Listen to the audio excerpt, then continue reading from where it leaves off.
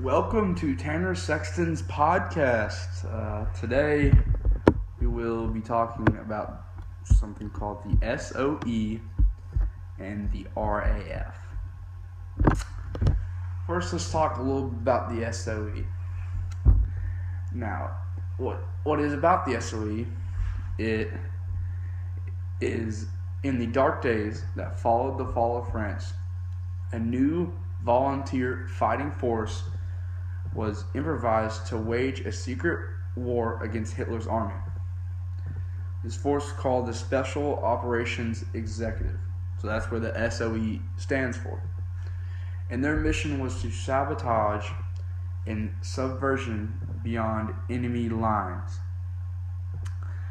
Now, what they mean by sabotage is like blowing up trains, bridges, and factories. So that was the goal. So what was crazy about it though was it involved women.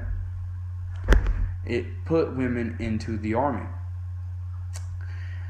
And the women, their ages ranged from girls barely out of high school to mature mothers. So they had all different types of age ranges in this. And an interesting thing about them was that they were the only women in the whole entire fight, whole entire World War II, to bear arms in the war. So that means they were the only women that had any type of weapon. Now, this special force was founded in 1940 on the orders of Winston Churchill. And the reason why Winston Churchill created this, he said a quote. He said that he wanted to set Europe ablaze.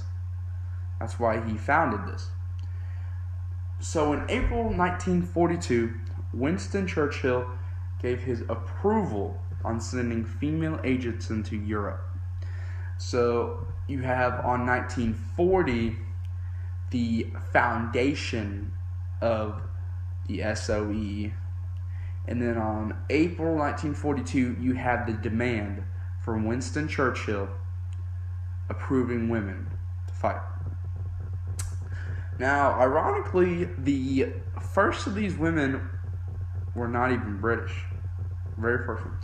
And her name was Virginia Hall. And she was living in France when Germany invaded in 1940. Now, a very interesting thing about Virginia Hall is that she had an artificial foot. And it was pre-war. What happened was it was a pre-war hunting accident. So she went into the war with an artificial foot. Now, what is crazy about this at this time was that women were nowhere near war actions. And then you have this lady named Virginia Hall who goes in and fights as a woman, and she has an artificial foot. So that's just crazy to think about. And after this, she made her way to London. And despite being a citizen of a neutral country, she was recruited by the SOE. So, even though of having an artificial foot, she was still recruited by the SOE.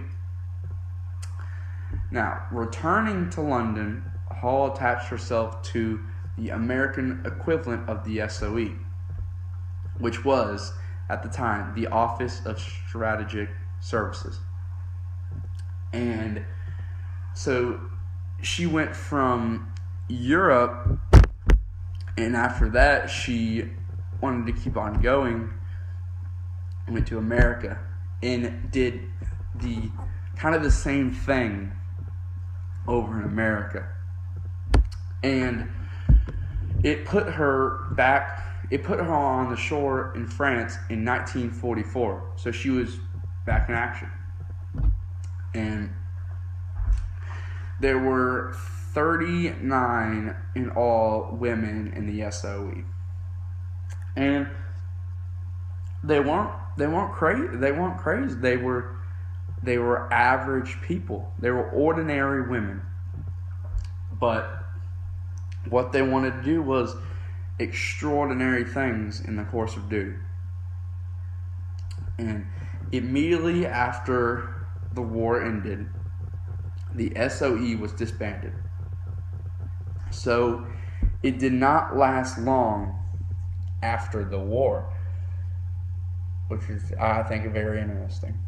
And when it was over, they shunned the exposure of film and book and quietly got on with their lives. So when you think about it, these women did such a crazy thing that nobody else would do.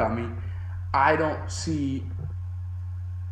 think some men would be scared to do what they do. And so the courage they put into it, the hard work, the effort, getting in to that point, you don't know if you're gonna come back. Every time they step in that plane, there is a risk of being killed.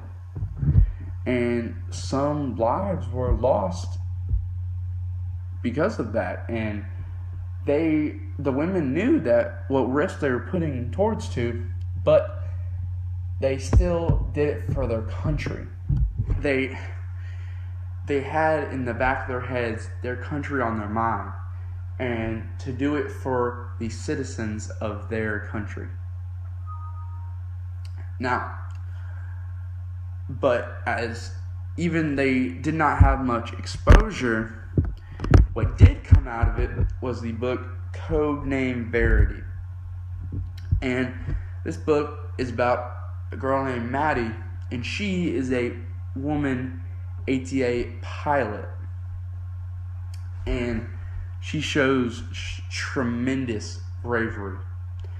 And she puts her life on the line every time she flies. And she is nervous. But also, you have to look at it and see that anybody would be nervous of what Maddie did. What she was doing was so courageous. And I don't think many people understand that. But when you think about it, I think most men would be scared too, let alone women. And just like the women of the SOE, every time she flew, she showed tremendous bravery. And what I think were really the heroes of war were the ones that were lost, because they gave their lives for their country. I know they fought, but they gave their lives up for their fighting for their country. So it's different to go into war, and you still fight for your country and everything, and that's great. But when you lose your life, then it shows how much you fought for your country, for the citizens of your country, as you lost your life. Okay, now we're going to talk about the RAF, something called the RAF.